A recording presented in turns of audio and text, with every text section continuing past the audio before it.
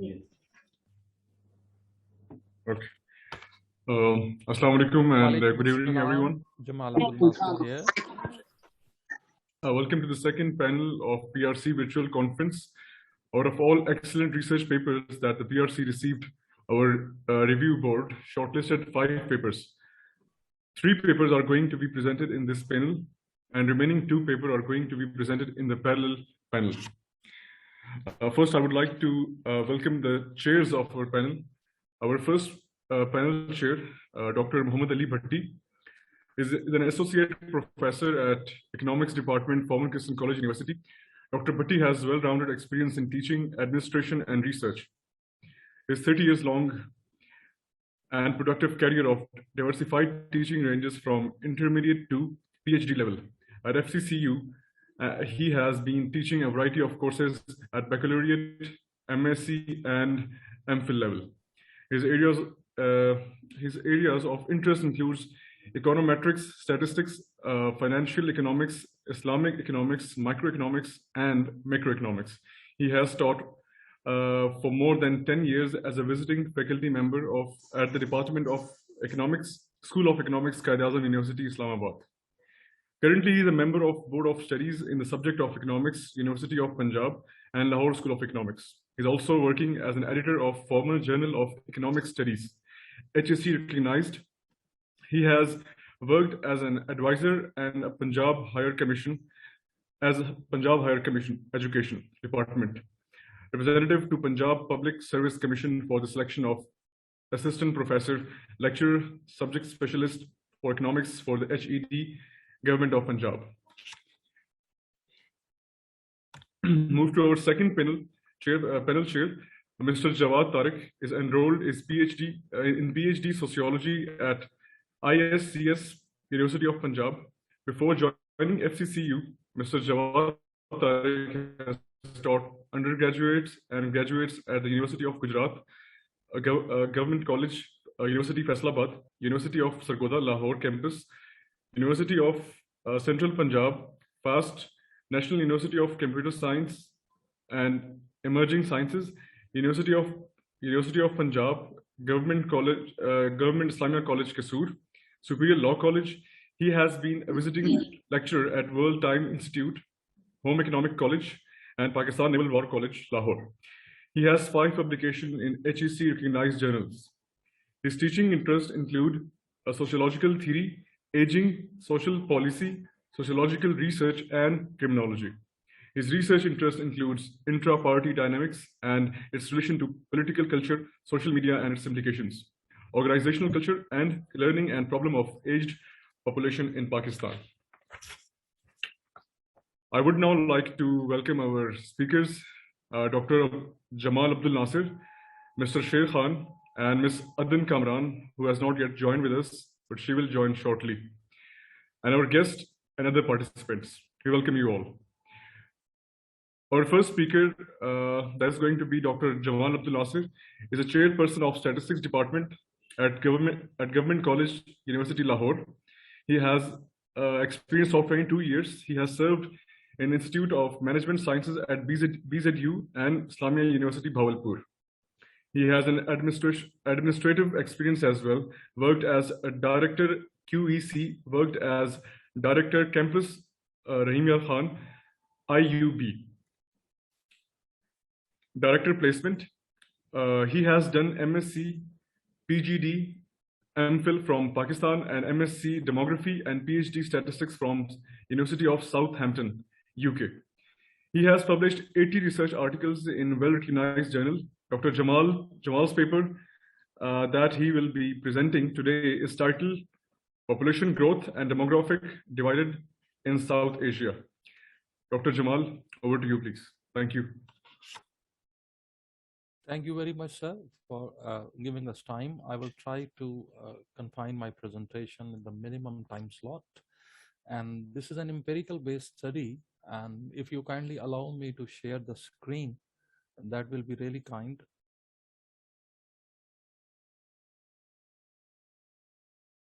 So you are the co-host now. You can share your screen. Thank you, sir.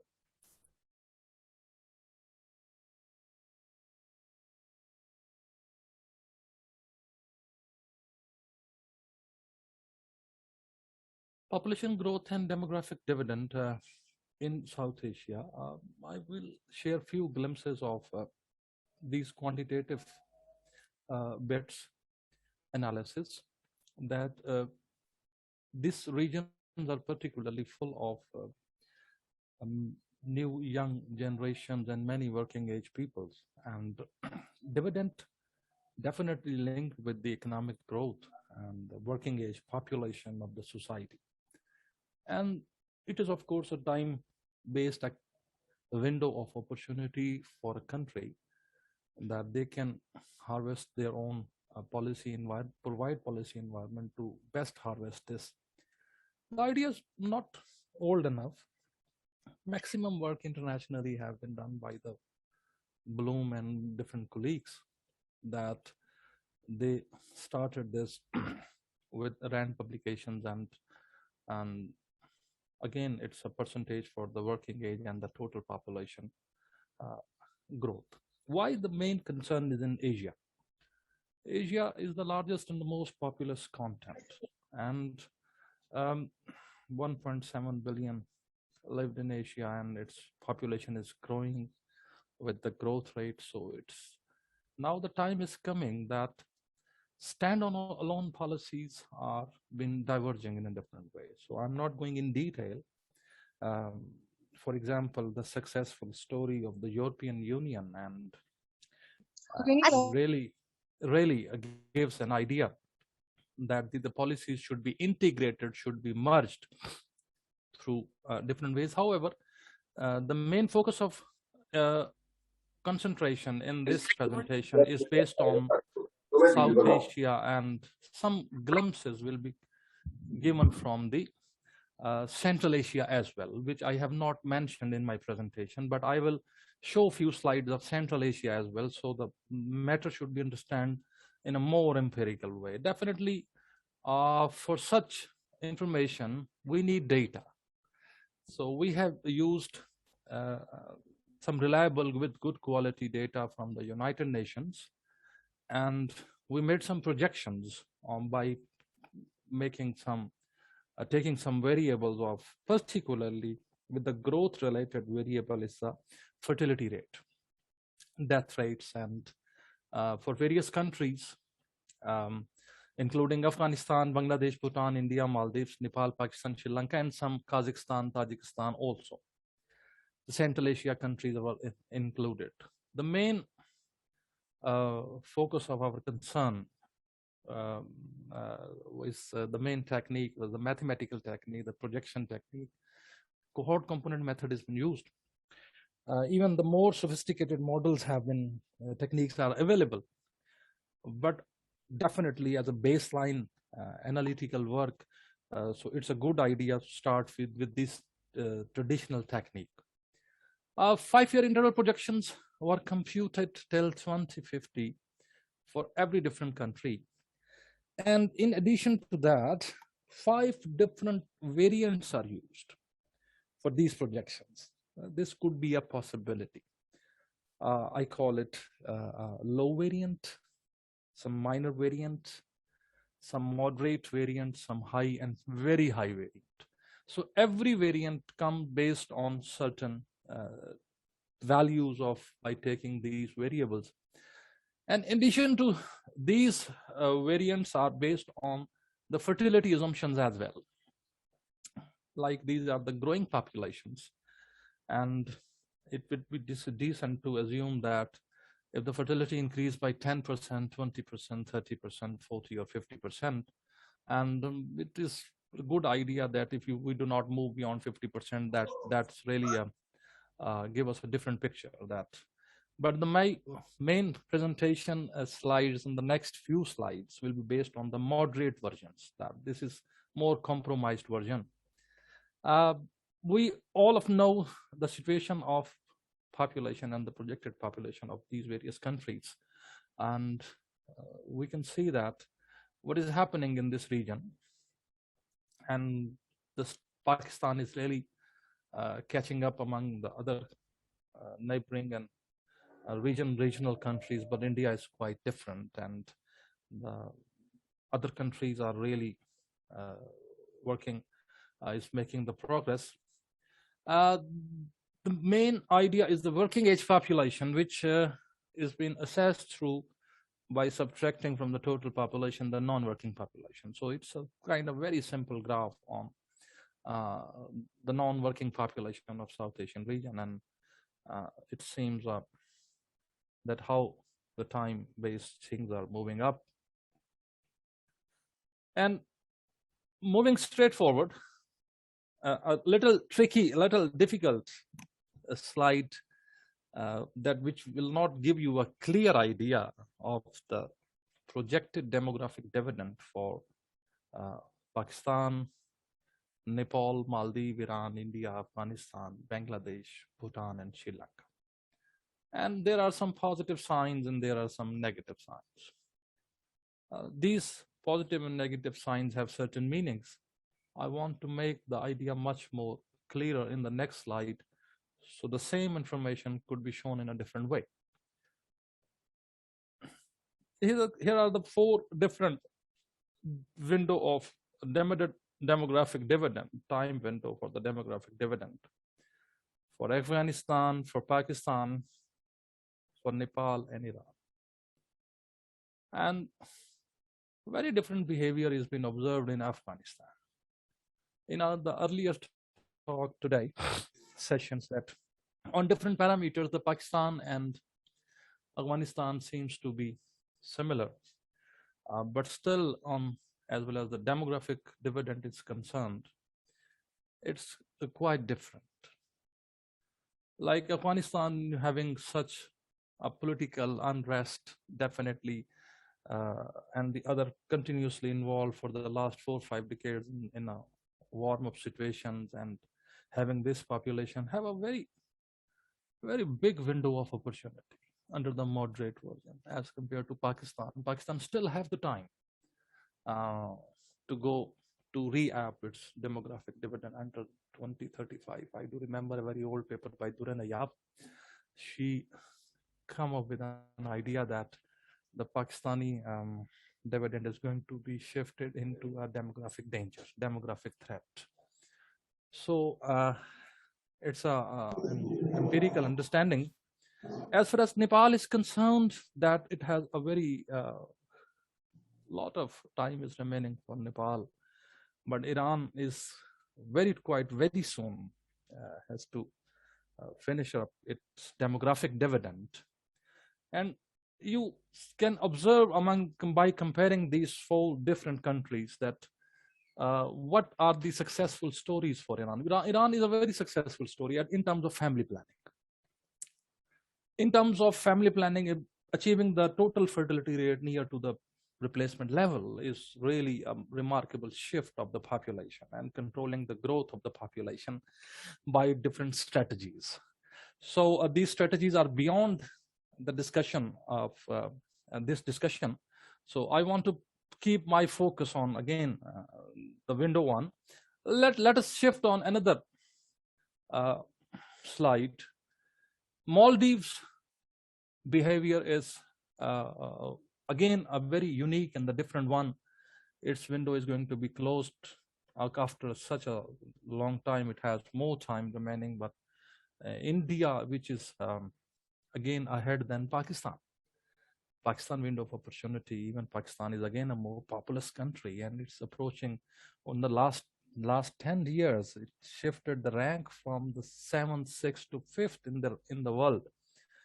Bangladesh is on a entirely a different behavior. Bhutan is not been going well, and similarly, as far as Sri Lanka is concerned, no demographic dividend is left in Sri Lanka.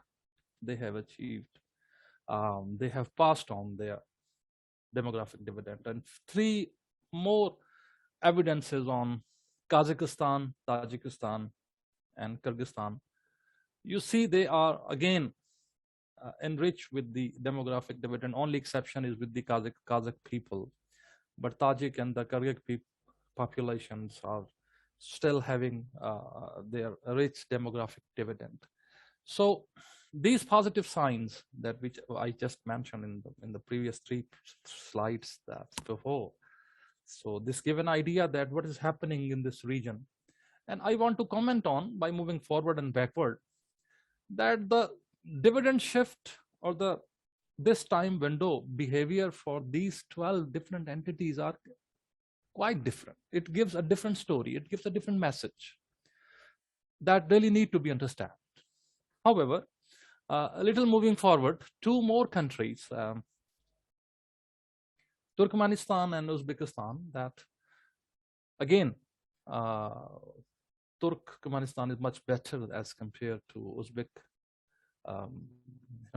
more time as compared to Uzbek, but the end is been a little clear. So having these different time window opportunities, they need some other models to be explored. And if we combine for the whole region of the South Asia, then South Asia is again very similar to the situation of Pakistan. Pakistan situation and the South Asia situation is quite similar, that they are still having a 15 to 16 years are left, and that is a sufficient time. If I divide the 16 years times into 5 plus 5 plus 5 is a government regime times. 3 different governments can pass on during this time, and they can devise the policy environment, and how they can enhance this dividend time period. So every country has now I have shown a comparative view of the two regions, that's the Southern Asia versus the Central Asia, that which one looks to be a more superior. Definitely the Central Asia has more time as compared to the South one, and it has a lot of potential that if the regions has to compete, then these individual countries may need to devise certain policies to enhance the region as well. And these policies are really in need of time, and otherwise this population would not be translated. So first of all, it exists for all countries. Dividend exists for all countries, and the highest time is 20, 45, 46, 47. So sufficient time is remaining for most of the countries. The only exception is with the Bangladesh and Sri Lanka in this bit, that how they have changed. But all these dividends need 3 main factors, but perhaps that really need to be explored, that dividend is delivered through the mechanism of supply, savings, and human capital. And these depend on the policy environment. Every country has a different policy regarding these 3 dimensions. But if these 3 dimensions policies are individually assessed, and it has been empirically explored or analyzed, that what are the common policy environments among these countries, perhaps a policy for the whole region as well will be really a wonderful thing. Previously, I have explored a similar kind of thing for Australia and for New Zealand and for Latin American countries. But this message is entirely different from their behaviors. However, there are few references if you want to go on. And like I said before, I will try to finish up before my time. So this is all that I want to share with us, very simple bit. I hope that this will be enough. Thank you very much for giving me this time. So the things will be discussed later. Thank you, Dr. Jamal, for this insightful presentation.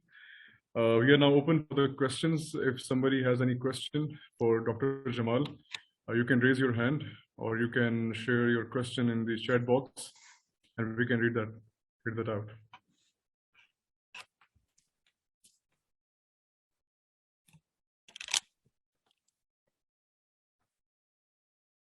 I think it's internet voice is not clear. Sorry, sir.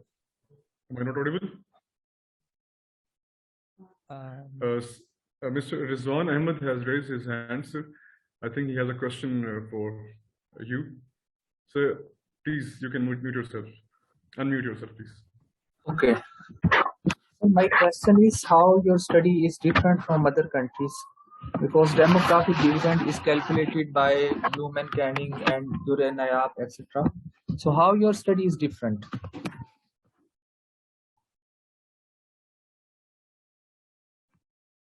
Should I respond to this question, sir? Yes. My voice is clear. Should I go on?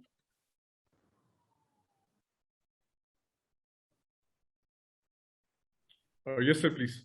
Okay. Duranayab has studied only Pakistan, and that was around 2008 somewhere. And that was a specific study for Pakistan only, and she has not worked for any other country. So this is the one bit our study is entirely different from the Duranayab. And the second thing is that Bloom and its colleagues has studied the behavior of demographic dividend in European perspective. So the countries we have considered, they have not considered at that time, and they studied early 2000s. So our study is now in 2021. So our study is different on the different dimension with the Bloom studies. I hope this answer will be clear your query. Thank you very much.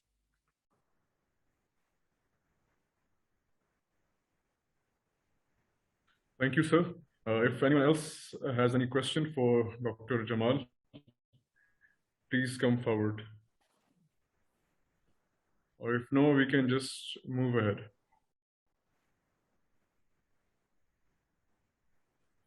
Okay, so thank you, sir, for your answer. This concludes our Q&A session for Dr. Jamal. Now I would like to invite our second speaker, that is Mr. Sher Khan. Mr. Sher Khan has recently completed his Master in Philosophy from Quaid-e-Azam University, Islamabad. He has published 4 research papers in national and international HEC recognized journals, and his research area is environment, energy, economic growth. He has adopted the novel Tapio decoupling techniques in the analysis of the environment and economic growth nexus. He is currently working as a team leader in a private organization that is known as eGeeks Global, located in Rawalpindi. Mr. Sher Khan will present his research on the topic towards economic growth without emission and growth, the role of urbanization and industrialization in Pakistan. Mr. Sher Khan, over to you, sir, please. Thank you, sir. Am I audible to you? Yes, sir, please.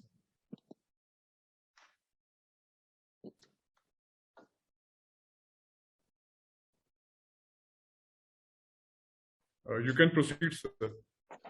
Okay, sir.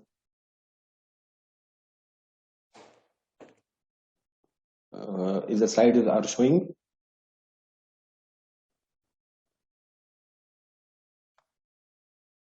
Hello, everyone, respected panelists and dear listeners. My name is Sher Khan. Sir? Yes, sir. So sorry for the interruption, but the slides are not showing up. Okay, wait. Sure. Is it showing now? Yes, sir. Okay.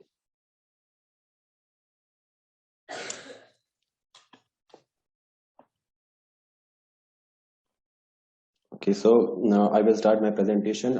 Respected panelists and dear listeners, Assalamu alaikum. My name is Sher Khan, and today I will present my topic, that is toward economic growth without emissions growth, the role of urbanization and industrialization in Pakistan. These are the outline of my presentation that I will cover, starting from the introduction, review of literature, methodology, data, results, conclusion, and at the end, policy recommendation.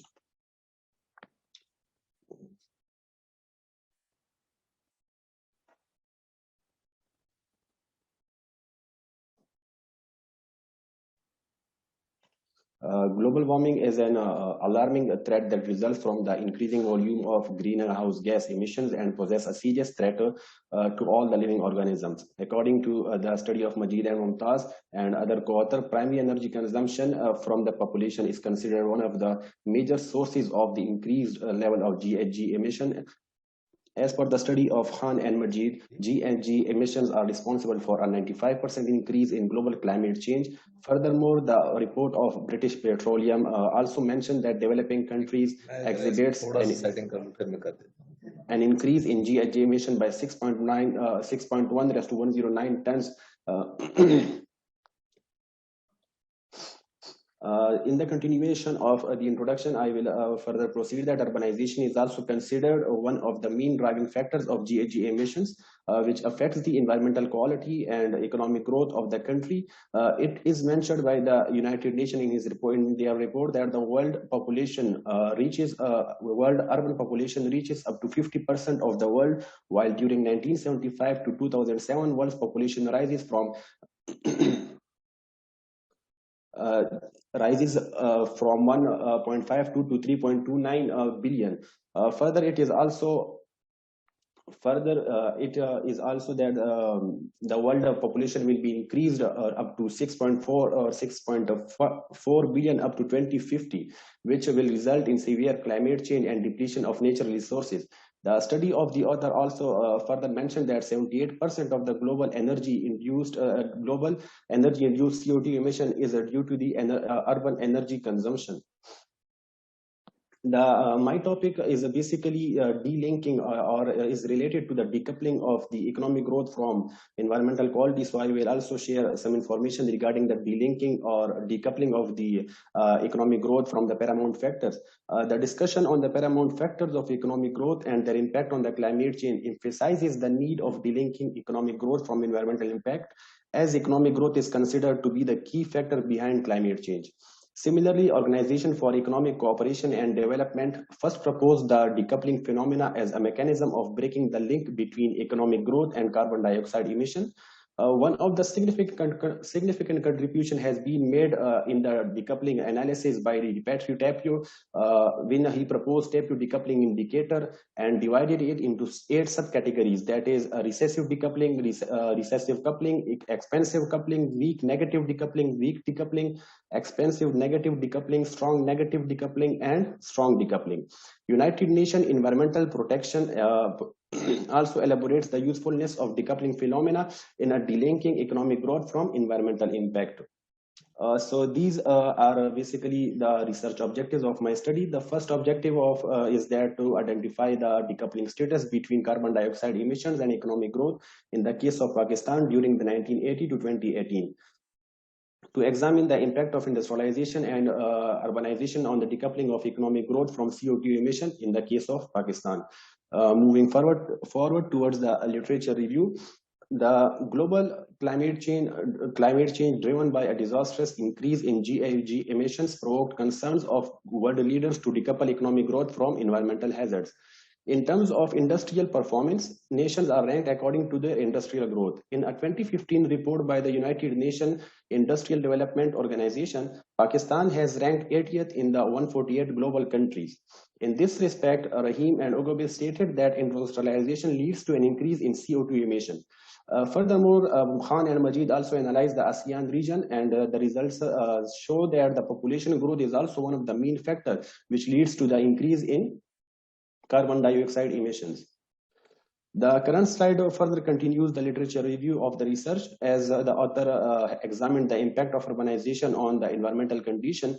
The results stated that urbanization negatively affects the environmental quality through an increase in deforestation. Besides, the study of Alam and co-authors link urbanization with energy consumption and examine its impact on the environment. The study reveals energy-induced CO2 emission and urbanization negatively affects environmental quality. The same results also mentioned by the other authors that an increase in urbanization rate negatively influences the environmental quality. So this is basically the literature gap of my study. The growing trend of economic growth from environmental health environmental harms led our interest to conduct this study. Further, there is no study which combines the decoupling and econometric analysis to analyze the impact of economic growth on CO2 emission, focusing specifically on the urbanization and industrialization induced CO2 emissions. So first of all, in the methodology, I would like to shed light on the specification of decoupling. Decoupling phenomena. The current slide demonstrates the specification of decoupling indicators, such as the decoupling research has become a hot topic in the field of energy and the environment for nearly a decade.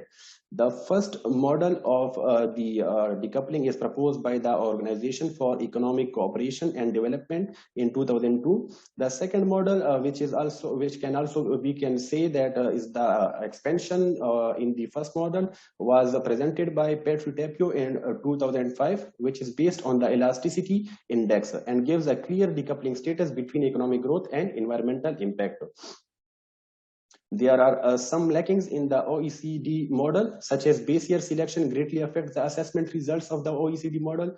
Furthermore, the OECD decoupling model is vulnerable to a measurable error because the appropriate factors during the impact of decoupling was not clearly identified. The Tapio decoupling model plays an important role to overcome the drawbacks of the OECD decoupling model and evaluate differences in changes between the year and relates the total indicator of change to the relative index of change to make outcome more robust and help to optimize the effectiveness of the policy implementation. Further, Tapio decoupling model uses the index value of the decoupling indicator rather than the absolute value of the economic variable to enhance the robustness of its results. According to Tapio 2005, the decoupling indicator can be described as below. So decoupling indicator is basically the outcome of the percentage change in CO2 emission divided by percentage change in GDP. This is basically the classification of decoupling into its 8 subcategories. The most favorable decoupling status in which a company should be lie to overcome its carbon emission or environmental impact is the strong decoupling, while the most unfavorable decoupling status is the strong negative decoupling, where a country experienced high emissions growth as compared to its economic growth. So from here, I will shed light on our second technique of the study, that is the quantification technique. So first of all, I would like to provide a reason of why I should I go to the quantification rather than the decomposition. The current slide shed light on the quantification technique of the study. The LMDI decomposition technique is widely used in energy and environmental literature. In the literature, decomposition techniques such as log mean Bezier index is used along with the decoupling technique. However, the LMDI decomposition technique relies on Kaya identity, which is the product of the population, affluence, energy structure, energy intensity, and carbon intensity. Although the current study uses the two most influential factors of the economic growth and environmental impact, that is urbanization and industrialization, to check their relationship with the decoupling progress of the country. Therefore, according to the need of the study, the current study uses the ARDL quantification approach, which seems appropriate for the analysis rather than using the decomposition techniques. The ARDL approach is superior to other quantification technique because it integrates short-run and dynamics from long-run equilibrium without losing in long-run information. Further, ARDL also integrate different orders variables in the model. Before going towards the ARDL, so we should first check the ADF unit through stationarity of the data or the variable. So for this purpose, I have used the Aguanti-Dickey-Fowler test to check the stationarity of the variable. Further, the lag selection is also an important for checking the quantification. So I have used the AIC, Archaic Information Criteria, for lag selection. The current slide continues the research methodology of the study. The response of endogenous variable towards the shock in an exogenous variable is captured by impulse response function. It provides detailed dynamic correlation between input and output variables of the dynamic system. In addition, it also evaluates the direction and intensity of the impact, including capturing the delay in policy effects. Furthermore, the study uses the variance decomposition technique to demonstrate the variability in endogenous variable by exogenous variable. Further, variance decomposition decompose the variance of each variable into other influencing factors, conducing to evaluate the influence of each endogenous variable on the forecast variance. On the other hand, variance decomposition can be used to compare and analyze the relative contributions of multiple drivers to an economic variable. At the end, economic model of the study is provided. The current study uses the decoupling indicator as an endogenous variable, while the urbanization, industrialization, economic growth, and CO2 emission are taken as the exogenous variable. This is the table of the data which I have used. The decoupling indicator, that is percentage change in CO2 emission and a percentage change in GDP. All the variables are taken from the World Bank, and the study period is from 1980 to 2014. This is the result of the decoupling status, which shows from 1980 to 2014.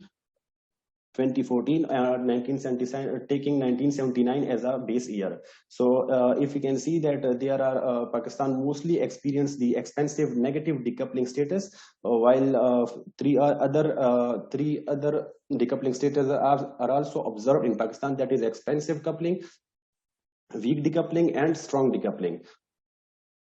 The main reason behind the expensive negative decoupling is the use of primary energy such as coal, oil, and natural gas to run the economic activities, but besides it also leads to the rise in CO2 emission. Strong decoupling of 1991, 1995, and 2009 occurred because of the early 1990s electricity supply shortage for industrial and commercial sector. Because of labor-intensive production, electricity shortage affects CO2 emission more than the economic growth. Further, the IMF bailout package of 1994-1995 levied higher taxes on the poor manufacturing sector, which resulted in an immediate decrease of CO2 emission compared to economic growth. Similarly, strong decoupling of 2009 occurred due to a rise in Pakistan GDP annually 8 to 9% from 2005 to 2008, more than the CO2 emission. This is the graphic representation of the decoupling statuses that Pakistan has experienced throughout the study period. So this is basically the unit root test result, and we can see that all of our variables are integrated at first difference, while the industrialization is integrated at a level. So we will use the ARDL test for our study. So, and this is the lag of VAR criteria for lag selection, and we have used the ACAC information criteria, and it suggests to use the model which have the lowest AIC value. So here we will use the model which have the with the 4 lags. So this is the result of the ARDL short run. The results stated that urbanization and industrialization are statistically significant at 5%, while both the variable weaken the decoupling of economic growth from environmental impact in the short run. Furthermore, the result also stated that economic growth and carbon emission intensity both considerably lead to the decrease of CO2 emission and strengthen the decoupling progress in Pakistan. In the short run, the error correction mechanism provide evidence for the existence of co-integration between the variables. And this is the long run results of our study. And it shows that economic growth, urbanization, and carbon emission intensity have a negative relationship with the decoupling indicator, which means that in the long run, all the 3 variables leads to the increase of GDP more than the carbon dioxide emission, and will help to strengthen the decoupling of economic growth from. In addition, the results stated that a 1% increase in urbanization, carbon emission intensity, and economic growth will lead to a decrease in CO2 emission by -3.15%, -3.43%, and -0.22%, which means that urbanization, carbon emission intensity, and economic growth are the main driving factors of the decoupling progress between economic growth and CO2 emission in case of Pakistan. Further, industrialization significantly increases CO2 emission in the long run, which results in the weakening of the decoupling relationship between economic growth and environmental impact. The result also stated that a 1% increase in the industrialization will lead to a 8.8% increase in CO2 emission. This is the stability of the model. I have used the QSUM and QSUM square, and the results show that our model or the variable is stable. So this is the impulse response function, the results of the impulse response function. The first graph is the industrialization to decoupling indicator. The second is the urbanization to decoupling indicator. Third is the carbon emission intensity to decoupling indicator. And the fourth is the economic growth to decoupling indicator. The shock in the standard deviation of the industrialization depicts that negative influence on the decoupling indicator in the short run. However, it also captures the positive effect on the decoupling elasticity in the long run. The figure depicts that industrialization leads to the decrease of environmental impact in short run. However, in long run, it will increase carbon dioxide emission. Now, as the carbon emission intensity is concerned, it also negatively influences the decoupling indicator in the short run, such as it reduces the environmental impact induced by carbon emission intensity. However, in long run, carbon emission intensity will increase the carbon dioxide emission.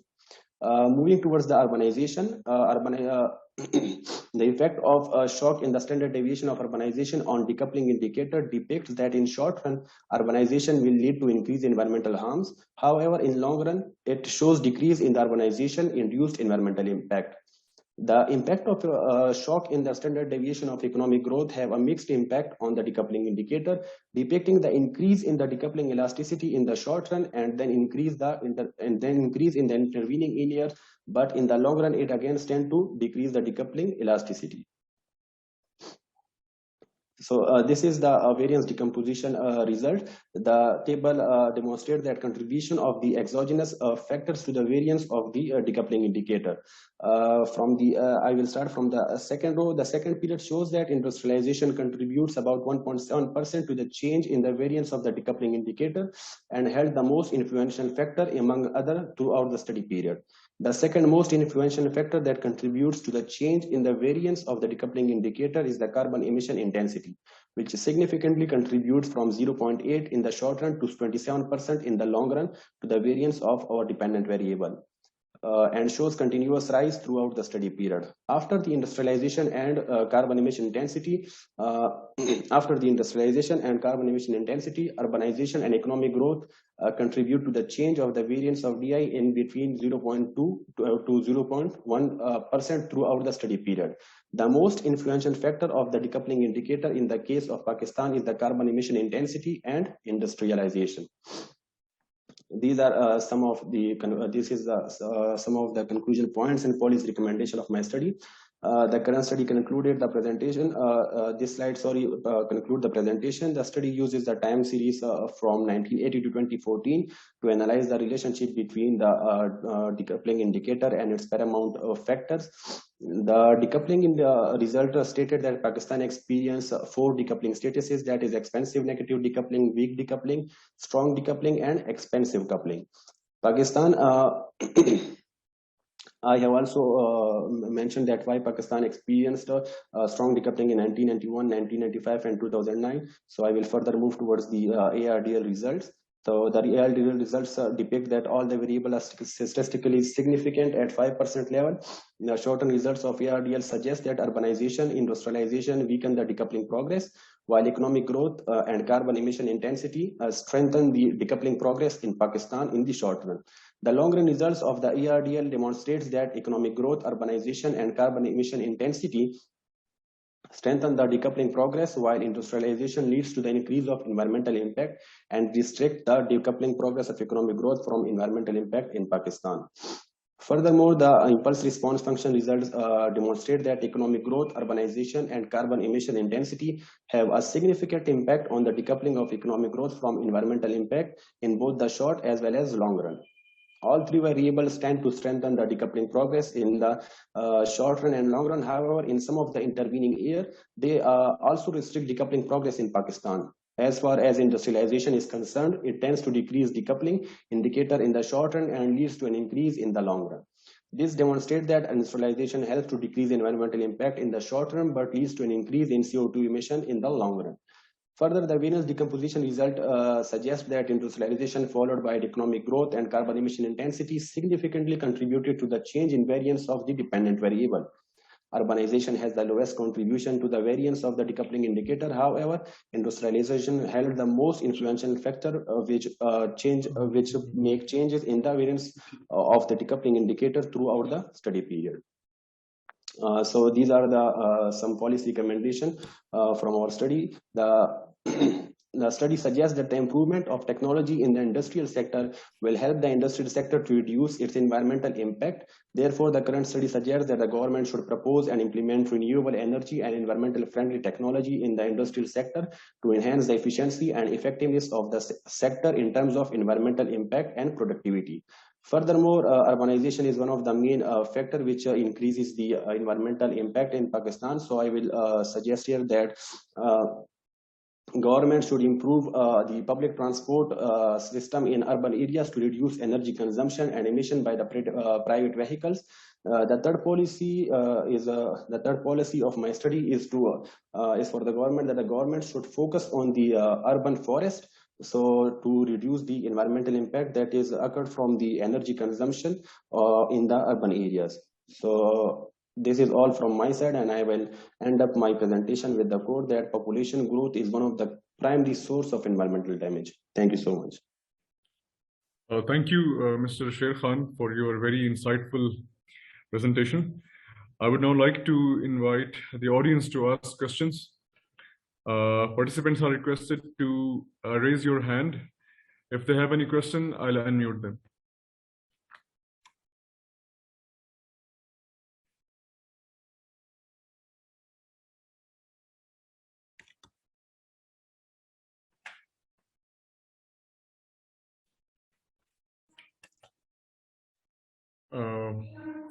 We can move forward.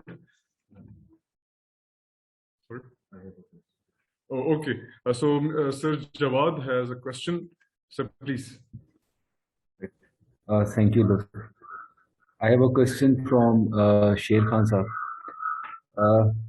What is the role that Prime Minister's Billion Tree project can play in reducing environmental degradation? Do you think it's just a rhetoric, or that project will actually be able to lessen the environmental damage?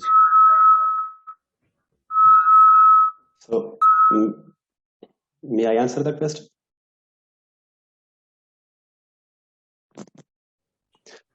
All right, let me repeat the question.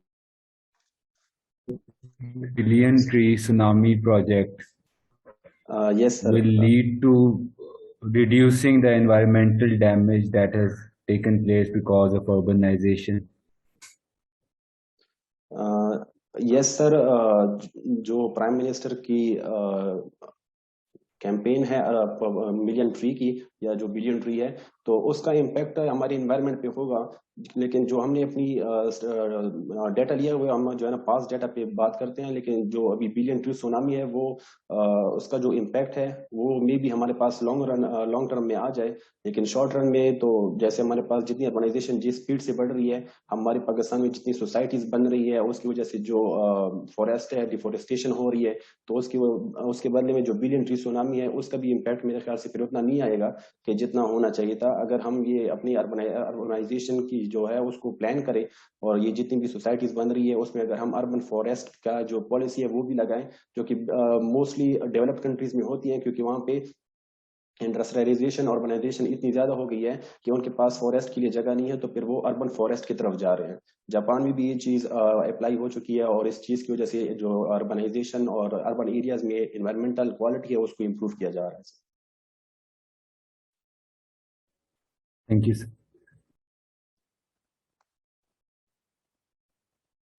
We can move forward. Our third speaker for this session, Ms. Adan Kamran, has not been able to join us today for some reason. And now I have the honor of inviting our panel chair, Dr. Muhammad Ali Bhatti, to render their concluding remarks. I would like to begin by requesting Mr. Ali Bhatti to share his comments on the paper that were presented in the session. Over to you, Dr. Bhatti. Thank you. Thank you very much, Lutfullah. Am I audible? Can you hear me, please? We can. Yes, sir, we can. Okay, thank you. Thank Yes, you. sir, we can. Oh, thank you very much. So, Sir, first of all, so yes, one, please. sir, Yes, please. Sir, Mr. Sher Khan, if you could close your slides, please.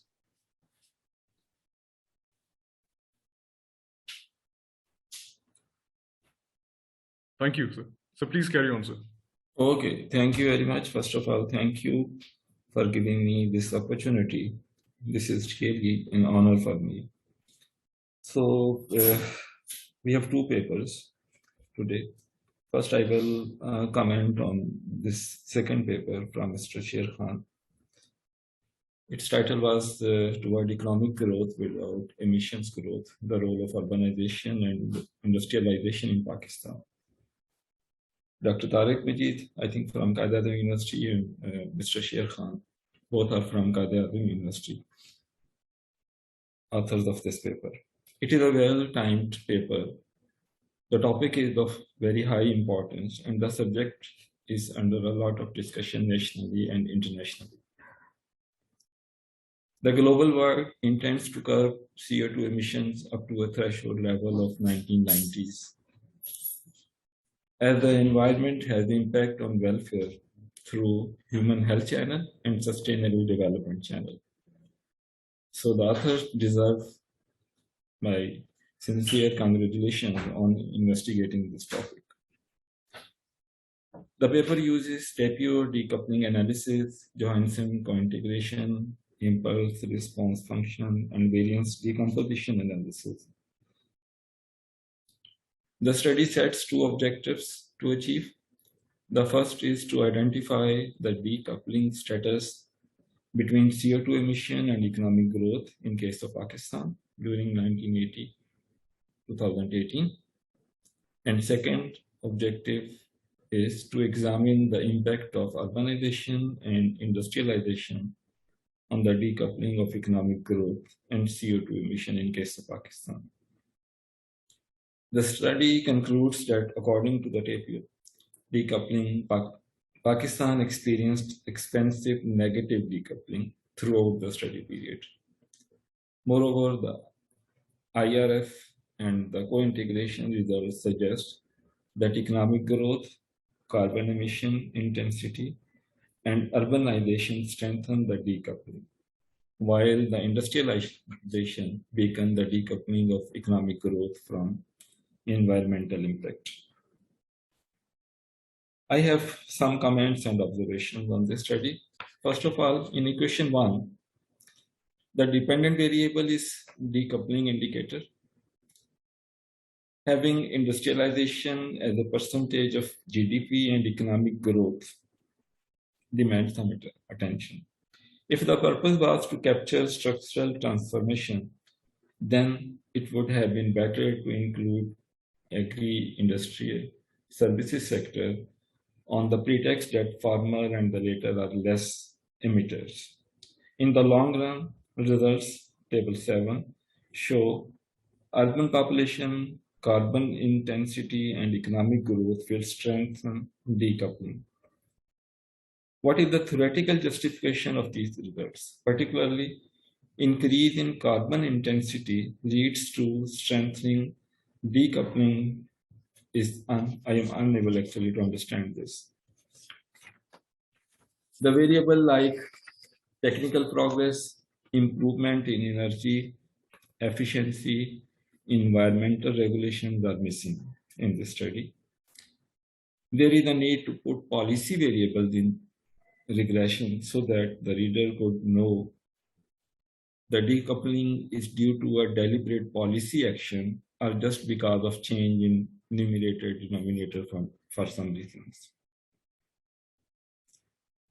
The cumulative sum squares test, figure 4, casts shadow on the reliability of the results.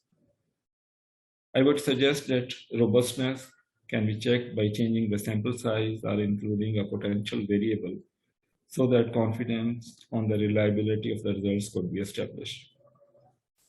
Furthermore, the high value of error correction term, -4, demands economic justification for such a rapid speed of adjustment towards equilibrium. Furthermore, it is needed to explain volatile decoupling indicator values.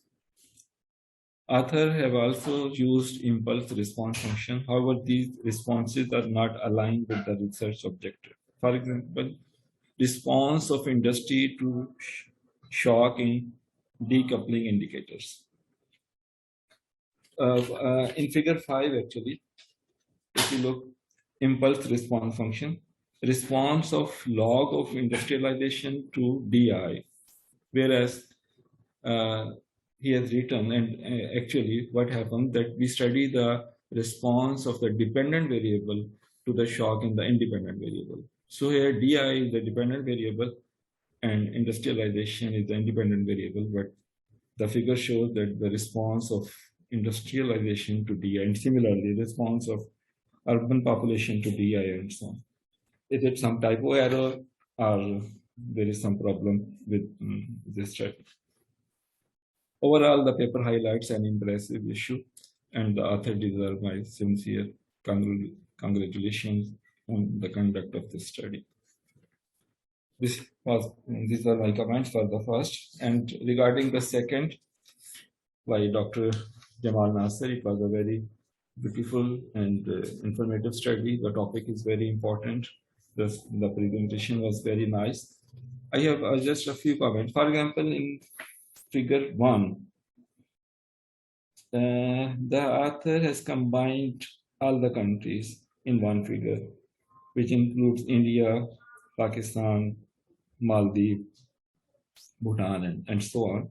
So due to the presence of India, where the population is more than 300 million, and the trends are not visible of the small countries like Maldives and Bhutan, where population is less than 1 million. So I will suggest that for these small countries, there should be a separate diagram so that the trends can be easily identified and visible. Similarly, regarding the table 1, the results, so I would like that some more interpretation should be given that why the values are positive and why the values are negative, why they are changing, what are the factors behind these changes, and what are the consequences and impacts of these changes on the socioeconomic outlook. So these are my few comments. So again, I will congratulate both the authors for very nice presentation. Thank you very much. Thank you, Dr. Bhatti. Now I would like to call Mr. Jawad Tariq to conclude the session. Thank you. Over to you, Sir Jawad. Thank you, Sir Jawad. Thank you, Lutfullah. I would start by liking to thank Dr. Jamal Abdul Nasser and Mr. Sher Khan for sharing their wonderful presentations and valuable research papers with us. I would like to specially thank Dr. Muhammad Ali Bhatti, Chairperson, Economics, Forman Christian College, for taking time out of his busy schedule and chairing this panel, and for providing his valuable feedback. I would like to thank our partners, Population Council Pakistan, United Nations Population Fund, Higher Education Commission of Pakistan, and Office of Research, Innovation and Commercialization, Forman Christian College, for their invaluable help in organizing this event. I would like to thank PRC Advisory Board and especially the PRC team, Dr. Waqas as Director of PRC, Ms. Zain Fatma, and Mr. Lutfullah for moderating this event. And most of all, I would like to thank our guests for their participation in this event. The papers presented today will be published in the form of a booklet, which will be made available to all participants on request. With this final note, I thank you again and conclude this session. Thank you everyone for participating. Thank you very much.